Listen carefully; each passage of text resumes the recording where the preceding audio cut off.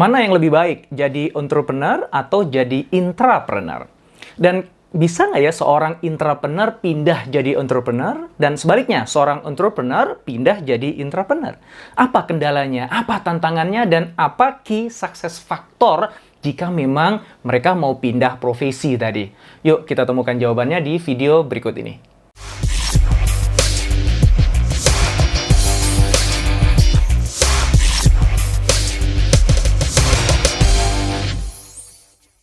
Entrepreneur dengan intrapreneur itu beda banget ya, seperti dua makhluk yang berbeda yang hidup di habitat yang berbeda. Ya, ibaratnya yang satu ikan air laut, yang satu ikan air tawar gitu. Yang satu hidup di laut, yang satu hidup di sungai gitu ya. Jadi dua ini nggak interchangeable. Nah, banyak orang tuh berpikir bahwa kalau aku udah jadi intrapreneur di satu perusahaan gitu ya, jadi aku karyawan tapi punya semangat entrepreneurship, aku creating value untuk customerku, untuk next prosesku gitu ya. Maka ketika aku resign dan kemudian aku dirikan perusahaan, maka akan punya peluang berhasil lebih besar gitu. Karena spirit entrepreneurship-nya udah ada gitu. Kenyataannya enggak.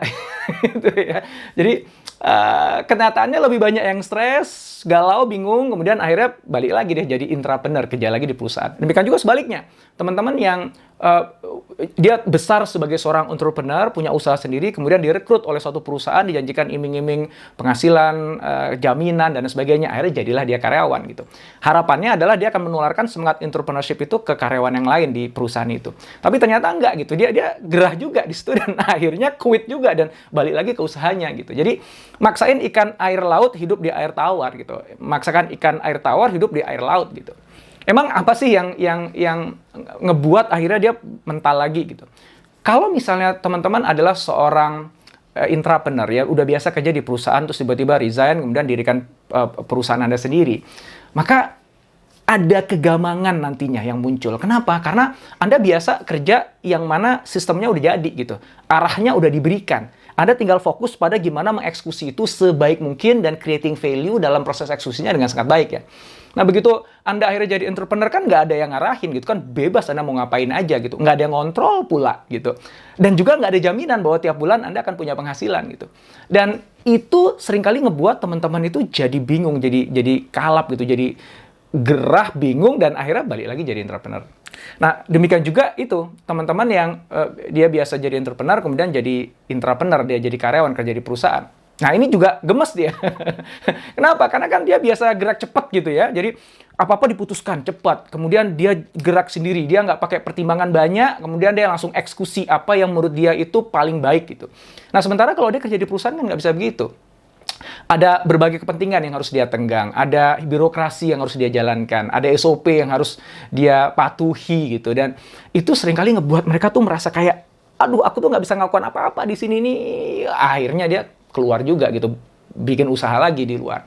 Nah, mudah-mudahan teman-teman kegambar ya, air tawar dan air laut tadi. Ikannya beda, dua habitat yang berbeda, dan kita nggak bisa memaksakan itu seolah-olah interchangeable gitu.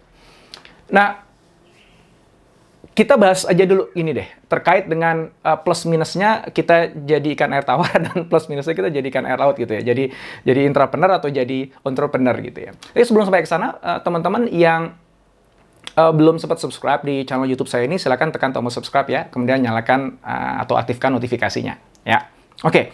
So, setelah nanti kita bahas nih plus minus dari pilihan dari dua profesi ini, baru kita akan jawab nanti terkait bisa nggak ya sebenarnya orang yang ada di air laut ini pindah ke air tawar dan juga sebaliknya gitu.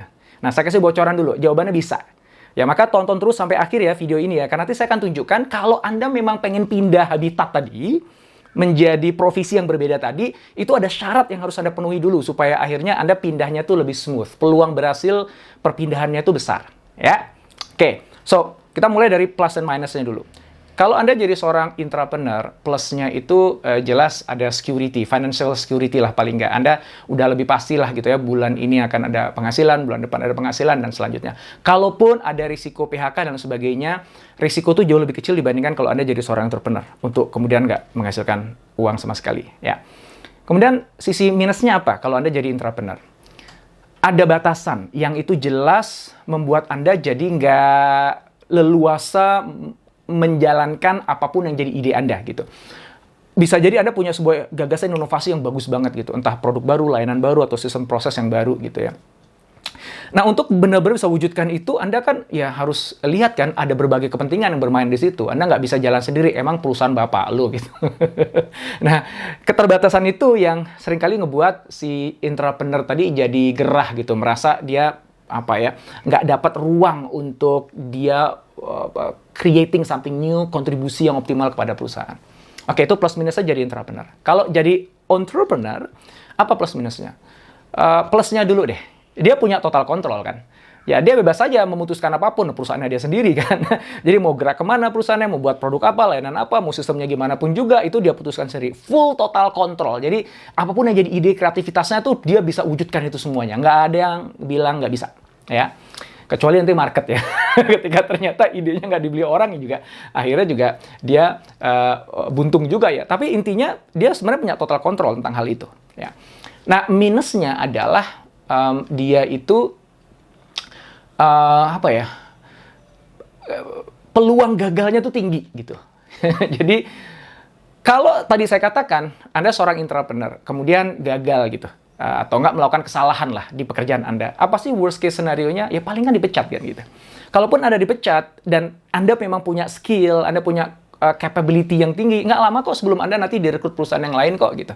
Jadi durasi Anda nggak punya kerjaannya itu nggak terlalu lama gitu. Sementara kalau Anda seorang entrepreneur, you put all your money, Anda taruh semua uang Anda, tabungan Anda, warisan Anda untuk jadi modal usaha Anda, tiba-tiba gagal. Bukan hanya Anda kehilangan uang itu, tapi Anda akan punya hutang di banyak tempat nantinya. Anak-anak Anda bukan hanya nggak bisa makan, tapi bisa jadi kena warisan hutangnya Anda. Dan saya suka joke ya, resikonya bukan hanya finansial loh. Akhirnya anak kita nggak bisa sekolah, harga diri kita jatuh, kita jadi berantem dengan istri atau dengan suami, kemudian akhirnya perceraian, alhamdulillah, kemudian akhirnya kita mungkin salah pergaulan, akhirnya kita narkoba, dan akhirnya mati bunuh diri, dan akhirnya masuk neraka kan. Jadi itu resikonya tuh gede banget gitu. Maka teman-teman semuanya, kalau menurut risetnya, profesi yang paling banyak berdoa itu adalah pengusaha gitu. Karena itu tadi ya, risikonya, ancamannya tuh gede banget. Nah itu faktor minusnya. Tentu saja kalau Anda akhirnya berhasil, ya lebih banyak positifnya ya. Anda orang sebutnya bebas finansial lah ya gitu. Anda punya uang yang secara pasif bisa datang sendiri gitu. Nah, sekarang kita akan jawab pertanyaan. Gimana caranya kalau kita mau pindah profesi dari intrapreneur jadi entrepreneur atau sebaliknya orang entrepreneur pengen jadi intrapreneur gitu. Apa yang harus dipertimbangkan? Teman-teman semuanya, untuk Anda bisa sukses di masing-masing habitat tadi ya, apakah itu perusahaan Anda sendiri atau kerja di perusahaan orang lain, itu beda. Key success faktornya beda. Kalau Anda seorang entrepreneur, jalanin perusahaan Anda sendiri, bagi saya, key success faktor Anda tuh ada dua. Yang pertama adalah ambisi, dan yang kedua adalah humility. Anda harus punya ambisi yang sangat-sangat tinggi kalau Anda pengen jadi pengusaha. Ambisi itu maksudnya gini, dorongan yang sangat kuat untuk meraih sesuatu yang itu jangka panjang gitu. Karena namanya bangun usaha itu bukan cuma sekedar hari ini saya bisa makan, besok bisa makan. Enggak, dia pengen wujudkan sesuatu yang gede di masa akan datang. The higher the ambition, the likeliness untuk dia punya fighting spirit untuk terus maju jadi besar. Yang kedua adalah humility, kerendahan hati. Seorang pengusaha itu harus terus merasa dirinya bodoh gitu. Supaya apa? Supaya dia terus belajar, buka mata gitu. Begitu produknya itu nggak dibeli orang, dia penasaran, nih apa yang salah ya? Oke, kita perbaikin ini, kita coba lagi. Waduh, masih belum oke nih. Waduh, aku kayaknya kok bego banget ya, aku harus belajar kemana ya? Akhirnya udah belajar ke sana, ikut seminar, ikut workshop mana-mana, dia eksperimentasi gitu. Ya. Nah, kenapa kok banyak teman-teman yang intrapreneur kemudian pindah jadi entrepreneur itu kemudian akhirnya nggak berhasil? Karena kedua ini lacking. Ambisinya itu nggak terlalu tinggi. Jadi kan banyak teman-teman tuh, ya udahlah, aku udah terima gaji biasa tiap bulan, udah alhamdulillah dengan segini, ya kalau bisa dapat gajinya naik 50% tuh udah bagus banget deh gitu. Jadi ambisinya tuh seringkali sebesar itu aja gitu. Ya. Maka ketika dia akhirnya jalanin usaha sendiri dan kepentok, jatuh, gagal, kepentok, jatuh, gagal. Ambisinya nggak cukup gede untuk jadi bahan bakar dia tetap maju. Makanya kemudian dia mikirkan, aduh, dulu udah enak kok. Ya, tinggal aku cari aja deh perusahaan lain yang mau naikin gajiku 10% aja dibandingkan perusahaan sebelumnya gitu. Dan akhirnya makanya dia balik lagi gitu. Humility juga kadang-kadang gini, kalau kita udah kadung berhasil di perusahaan ya, kita jadi karyawan dan berhasil di sana, punya anak buah banyak, sering dipuji-puji, KPI-nya selalu bagus gitu ya. mau dibajak oleh banyak perusahaan gitu. Itu kan udah merasa, wah gue udah hebat nih, gue udah jago nih, gue udah ngerti semuanya kok, market gue tahu kok, customer gue udah tahu kok gitu. Nah, kesoktahuannya ini yang nanti akan jadi jebakan Batman di perjalanan dia jadi seorang pengusaha. Karena jadi seorang pengusaha tuh kita harus humble banget. Ya, oke. Ya, jadi teman-teman udah tahu ya, kalau mau jadi entrepreneur, key success faktornya 2 tadi. Apa? Ambisi dan humility. Nah, kalau Anda pengen jadi seorang entrepreneur, apa key success faktornya? Yang pertama adalah teman-teman harus bisa secara cepat deliver results.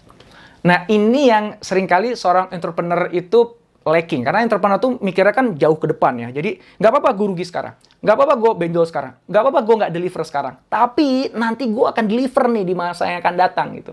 Nah, sementara kalau Anda kerja di perusahaan tuh seringkali nggak bisa begitu gitu. Anda diukur prestasi Anda itu hitungannya bulanan, bahkan ada yang harian gitu. So, if you cannot deliver apa yang diminta oleh perusahaan dengan cepat dan nyata yang Anda berikan, maka Anda nggak akan dianggap potensial di situ. Karir Anda akan stuck. So, your ability to quickly deliver result kepada atasan Anda, kepada rekan kerja Anda, kepada anak buah Anda, itu jadi kunci. Ya. Nah, yang kedua adalah stakeholder management. Jadi kemampuan Anda untuk bisa bermain cantik di tengah banyak kepentingan para stakeholder yang ada di perusahaan Anda, ya atasan Anda, ya bosnya sana, ya bosnya Anda, ya departemen yang lain, ya anak buah Anda, ya serikat kerja gitu. Itu semua kan punya kepentingan masing-masing gitu. Dan Anda ingin creating value nih untuk perusahaan, Anda ingin kontribusi nih, Anda ingin melompat nih. Cuman Anda nggak bisa asal lompat, Anda harus lihat nih, ground-nya itu shifting, bergerak, dan banyak yang pijakan yang harus dimainkan. Nah, kemampuan Anda untuk bermain cantik di situ tuh jadi kunci. Nah, ini yang seorang entrepreneur itu nggak jago gitu. Jadi, entrepreneur itu kan semuanya biasanya ya, aku udah cerita tadi di awal ya, dia punya ide apa ya eksekusi aja gitu. Dia asal terobos aja gitu. Dan susah orang kayak gini hidup dalam sebuah perusahaan, banyak musuhnya dia gitu. Ya, dia nabrak sana-sini dan akhirnya dijegal sana-sini gitu. Nah, jadi, simpulan teman-teman, apakah Anda mau jadi entrepreneur atau entrepreneur, masing-masing punya challenge sendiri, dan masing-masing punya key success faktornya sendiri-sendiri. So, bagi saya sih sebenarnya, lebih baik Anda mengajukan pertanyaan, aku sebaiknya pengen hidup di mana ya? Di air tawar atau air laut gitu. Kerja di satu perusahaan, dan sukses secara karir di sana, atau saya ingin buka usaha sendiri, dan akhirnya berhasil jadi pengusaha. Dan ingat, apapun yang jadi pilihan Anda, masing-masing punya key success faktornya. Dan lebih baik kan Anda pilih aja, kemudian sibukkan diri Anda untuk memiliki key success faktor itu. Gitu. Dan itu much easier untuk build itu dari awal ketika Anda memulai karir atau memulai usaha, kemudian over time itu akan hebat dalam diri Anda. Tapi balik lagi lah ke pertanyaan awal di dalam video ini ya, di awal video. Kalau misalnya seandainya saya mau pindah, Pak, saya sekarang entrepreneur, saya ingin jadi entrepreneur, atau sebaliknya. Terus, apa yang harus saya lakukan? Boleh apa enggak? Ya, jawabannya pasti boleh lah. Ya, bisa apa enggak? Bisa. Tapi, ada tapinya. Anda harus belajar ulang nantinya. So, hal yang tidak boleh adalah berasumsi bahwa kalau Anda udah hebat di satu habitat, maka Anda akan hebat otomatis di habitat yang lain gitu. Anda hebat jadi entrepreneur, maka Anda akan pede banget, Anda pasti hebat ketika jadi entrepreneur. Vice versa, sebaliknya. Itu yang nggak boleh, karena itu nggak pernah terjadi gitu. Maka ketika Anda entrepreneur, pengen jadi entrepreneur, you have to start over again. Ya, key success faktornya kan berbeda, track-nya berbeda, mentalitas yang dibutuhkan berbeda, skill set yang dibutuhkan berbeda. So, kalau memang akhirnya Anda memutuskan untuk pindah, siap mulai dari nol lagi. Anda entrepreneur, berubah atau pindah menjadi seorang entrepreneur, maka kembangkan 2 tadi itu, ambisi yang tinggi dalam diri Anda, dan juga humility Anda. Dan belajar lagi. Kalau Anda entrepreneur pengen pindah jadi entrepreneur, sadari bahwa Anda mulai dari nol lagi. Kesuksesan Anda di sini nggak jadi jaminan di sini. Maka Anda harus belajar untuk bisa deliver result secara cepat. Anda harus belajar mengelola kepentingan-kepentingan yang berbeda di perusahaan Anda.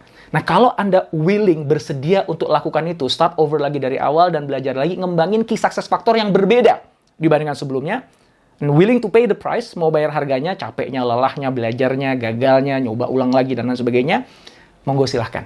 Boleh kok cross habitat tadi, selama tadi itu mau bayar harganya. Jadi mana yang lebih baik? Jadi entrepreneur atau jadi entrepreneur?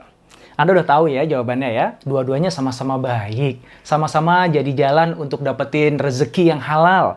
Sama-sama bisa kontribusi, bisa berikan nilai, bisa jadi sumber manfaat yang besar bagi sesama. Jadi pilih aja mana yang paling pas untuk Anda, yang paling gue banget. Kemudian kembangkan diri Anda di situ, investasi di situ, capai key success faktornya. Insya Allah itu nanti akan jadi jalan Anda menikmati kehidupan terbaik Anda. Semoga manfaat. Jika Anda menemukan video ini bermanfaat, silahkan subscribe, like, dan jangan lupa untuk nyalakan notifikasinya.